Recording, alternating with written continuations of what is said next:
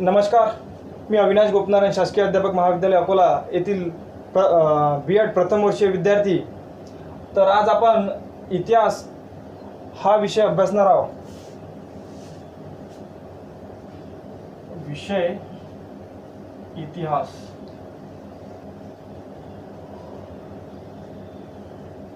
घटक इतिहासाची साधने.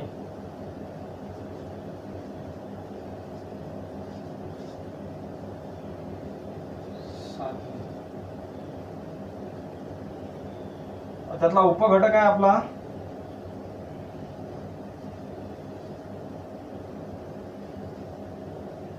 उपघटक दिसते सर्वांना. भौतिक साधने.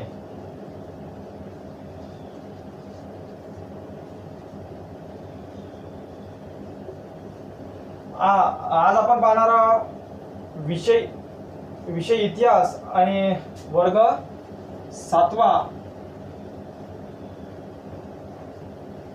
वेळ आहे आपला 20 ते 25 मिनिट.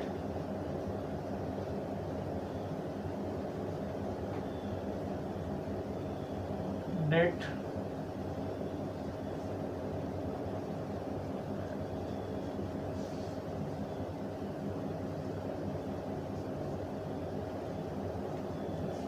मागील वर्षीच्या कालखंडात मागील कालखंडात पाहिलं की प्राचीन भारताचा इतिहास, प्राचीन कालखंडाचा इतिहास आपण पाहिला. तर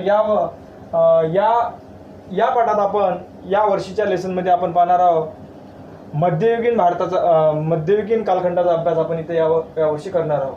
तर त्यामध्ये भूतकाळात घडलेल्या घटनांचा कालानुक्रम शास्त्रशुद्ध पद्धतीनं आपण इथं अभ्यासणार आहोत. तर इतिहासाची साधने व्यक्ती, समाज, स्थळ, काळ हे 4 घटक इतिहासाच्या दृष्टीने अत्यंत महत्त्वाचे आहेत. इतिहास हा विश्वसनीय पुराव्यांवर आधारित असतो. या पुराव्यांनाच इतिहासाची साधने असे म्हणतात. त्यामुळे त्यातील प्रमुख साधन म्हणजेच इतिहासाची साधने आपण पाहणार. त्याचे 3 प्रमुख साधने पडतात. इतिहासाची प्रमुख 3 साधने पडतात. तर ते आपण खाली एका डायग्राम मधून समजून घेऊ.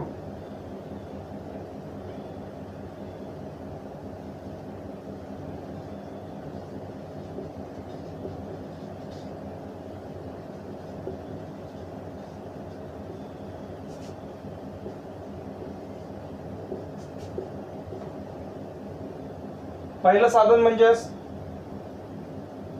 भौतिक साधन. पहिली साधने म्हणजे भौतिक साधने.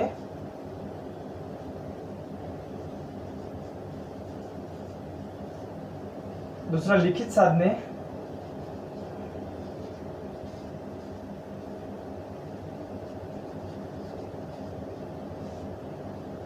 आणि तिसरं आहे मौखिक साधने.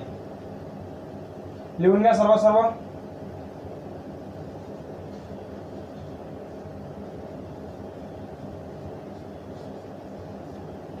इतिहासाची अशी 3 साधने पडतात. एक भौतिक साधने, लिखित साधने आणि मौखिक साधने. भौतिक म्हणजे आजूबाजूच्या घडलेल्या घटनांचा अभ्यास आपण भौतिक याच्यामध्ये करू शकतो. लिखित साधनामध्ये आपण जे काही लिखावे पुरावे आहेत, दस्तऐवज आहेत, याच्या आधारे आपण लिखित साधनाचा अभ्यास करू शकतो. आणि मौखिक म्हणजे सांगोपांगी आणि परंपरेने रूढीनुसार चालत आलेली जे की आपल्याला मौखिक साधने आपण त्याचा म्हणून उल्लेख करू शकतो. मौखिक साधने म्हणून आपण असा उल्लेख करू शकतो. ओके, समजलं तुम्हाला इतिहासाची प्रमुख साधने कोणती? तर इतिहासाची प्रमुख साधने ही भौतिक साधन, लिखित साधन आणि मौखिक साधन अशी हे 3 साधने प्रमुख साधने इतिहासाची आहेत. तर आपण त्यातील आपला महत्त्वाचा टॉपिक म्हणजेच भौतिक साधने. काय आहे आपला टॉपिक आजचा? भौतिक साधने. ते आता आपण सविस्तर एक आणि एक असं एक समजून घेऊ. इतिहासाची आपल्याला भौतिक साधने आता आपण एक एक समजून घेऊ.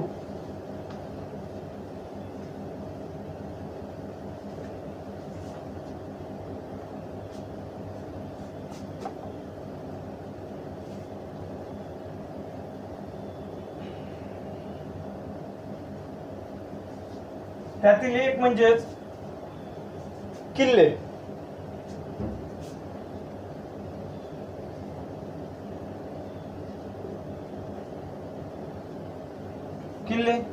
किल्ल्यामध्ये कोणते कोणते प्रकार येतात कोणी सांगू शकते का?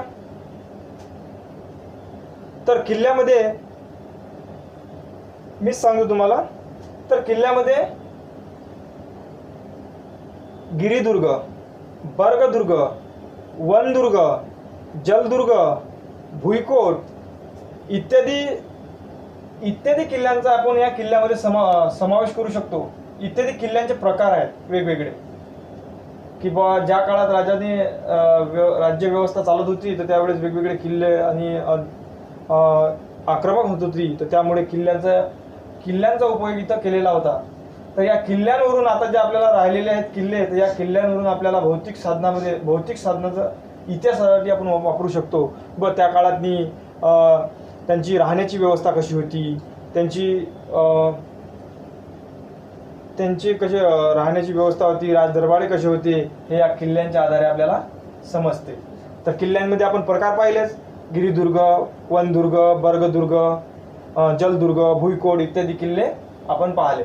तर आता आपण पाहणार आहोत ताम्रपट. ताम्रपट म्हणजे काय कोणी सांगू शकते का?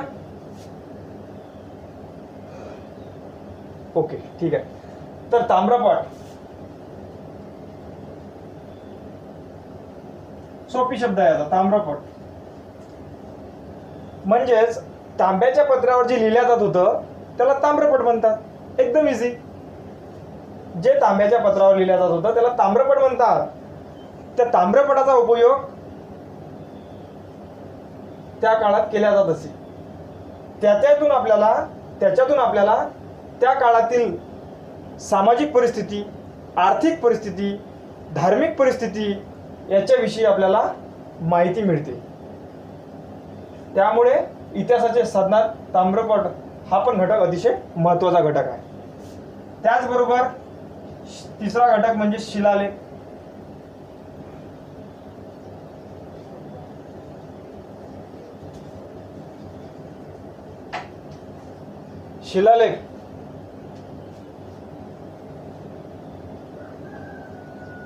शिलालेख कोण सांगू शकते का? शिलालेख कशाला म्हणतात? तर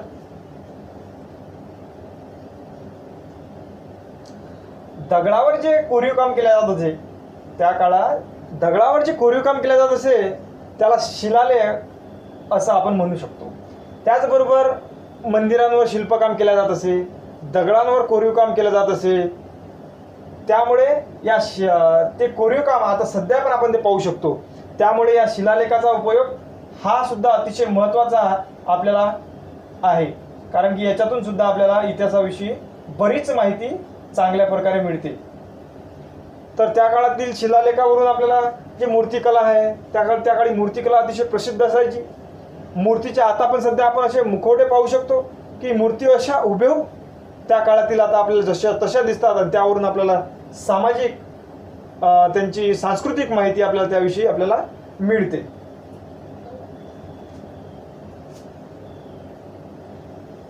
आणि चौथा मुद्दा म्हणजे आपला नाणी.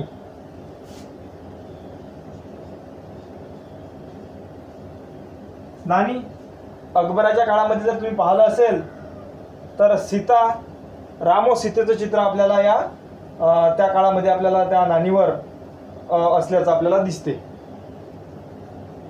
नाणी त्याचबरोबर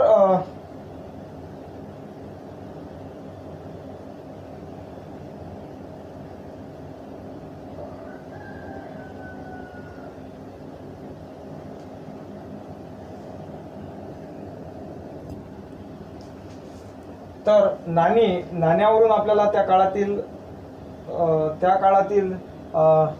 कालखंडाविषयी माहिती होते, त्या काळातील राजांविषयी माहिती होते, त्या काळातील कोणते नाणे होते, म्हणजे त्या नाण्यावर दिलेला सण काल, त्याबद्दलची धार्मिक चित्रे, याच्यातून आपल्याला त्या काळातील जे की त्या काळातील जे परिस्थिती होती, त्या काळातील जे संस्कृती जपण्यात येत होती ते आपल्याला या नाण्यावरून लक्षात येते.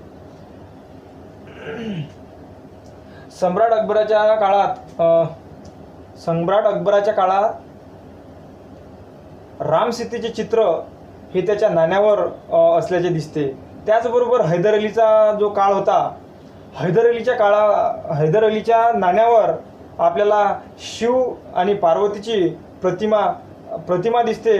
त्यावरून त्याच्यातून धार्मिक समन्वयाची भावना आपल्याला त्यावेळेस असल्याची आपल्याला इथं दिसते. त्याचबरोबर आता आपण पाहणार आहोत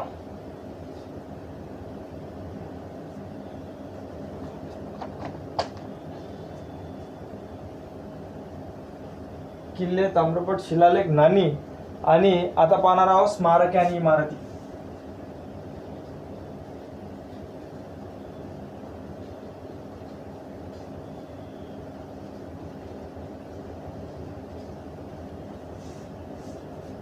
स्मारके आणि इमारती, त्या काळातील जे राजे होते ते त्यांच्या इमारती कशा होत्या, त्यांची घरं कशी होती, त्यांची राहण्याची व्यवस्था कशी होती, हे या इमारती आणि ते स्मारक आहेत यावरून आपल्याला होते.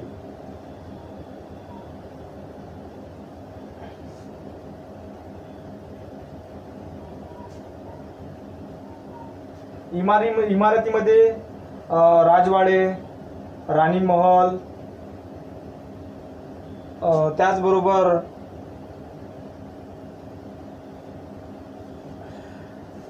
त्याचबरोबर त्यांची जे त्यांची प्रजा होती त्यांची घरं कशी होती याची सुद्धा आपल्याला या स्मारकांमध्ये या साधनामध्ये याचा उपयोग आपल्याला करता येतो.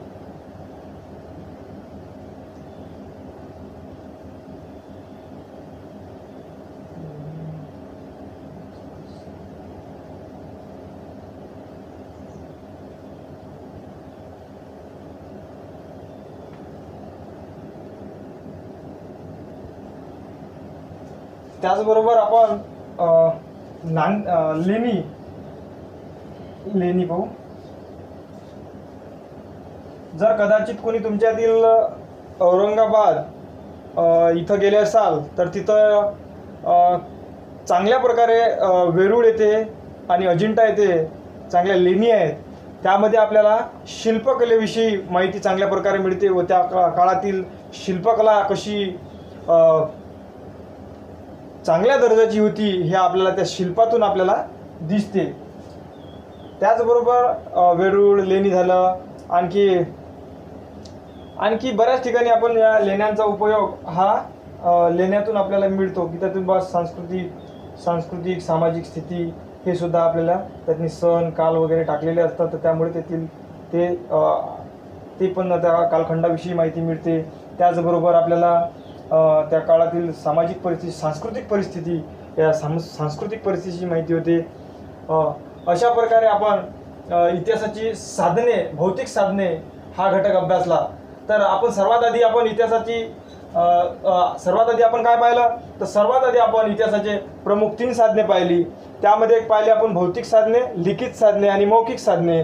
त्यामध्ये पाहिला आपण भौतिक साधने, आपला महत्त्वाचा घटक होता आज भौतिक साधने. भौतिक साधनामध्ये आपण किल्ले पाहिले, ताम्रपट पाहिले, त्याचबरोबर आपण शिलालेख पाहिले, नाणी पाहिले, स्मारके व इमारती पाहिल्या व लेणी पाहिल्या.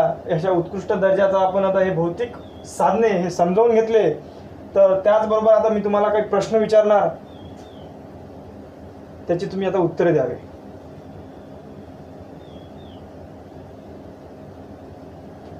तर ती प्रश्न अशी आहे, किल्ल्यांचे प्रकार सांगा. हा एक पहिला प्रश्न आहे तुमच्यासाठी.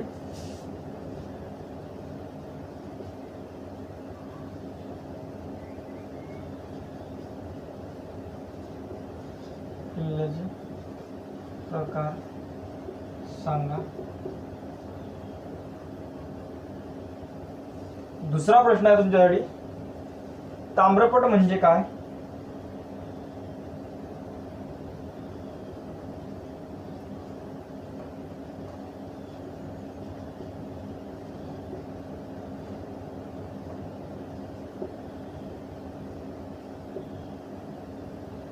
आणि तिसरा आणि शेवटचा प्रश्न आहे, इतिहासाची साधने कोणती? इतिहासाची प्रमुख साधने कोणती? ओके,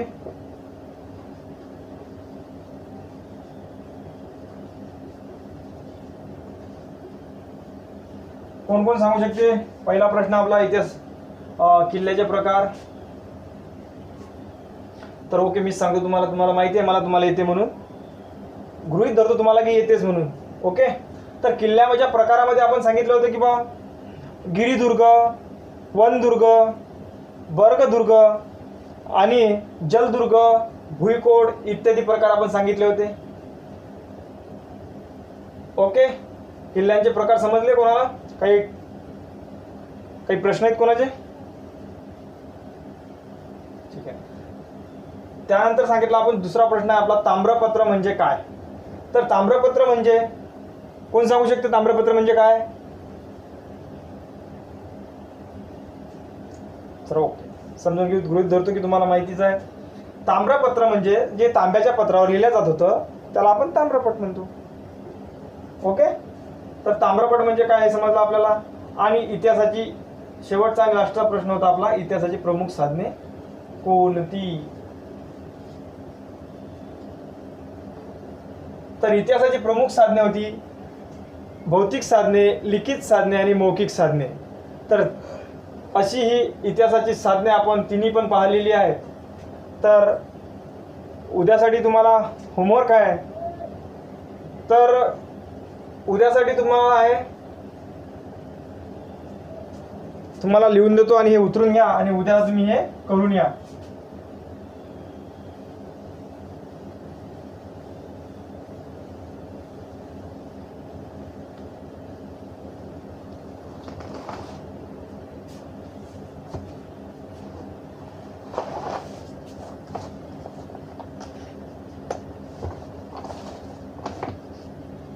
विधा तुम्हाला विचारणार आहे मी,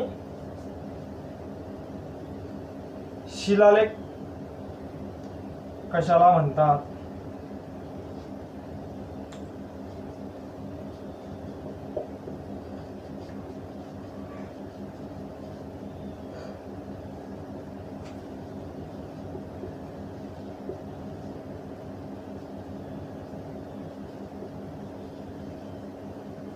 आणि दुसरा प्रश्न आहे,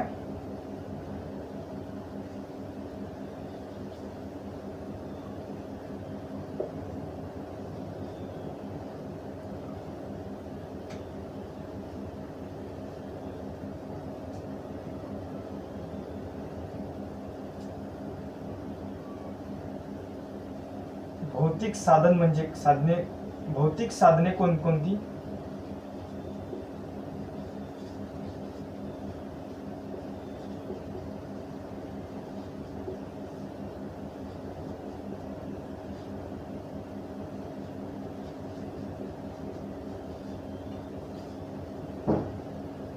आणि शेवटचा प्रश्न आहे आपला, प्रश्न क्रमांक 3.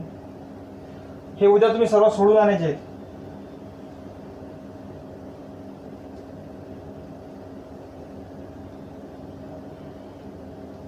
अकबराच्या नाण्यावर कोणाचे चित्र होते?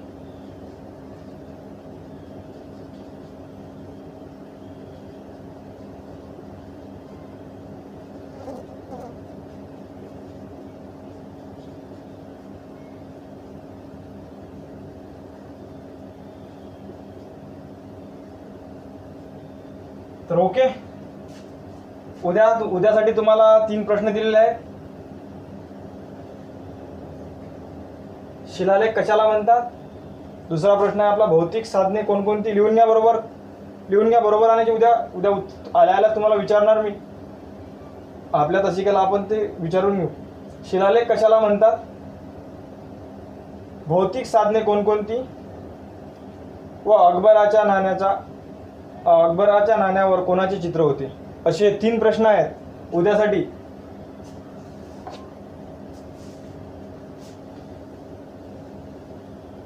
घेतले लिहून? ओके, तर आज आपण अशा पद्धतीनं इतिहासाची साधनेमधील प्रथम घटक भौतिक साधने हा आपण आज शिकलो आहे. तर धन्यवाद. आता याच्यानंतरचा आपण उद्याच्या तासिकेला समजून घेऊ. थँक्यू.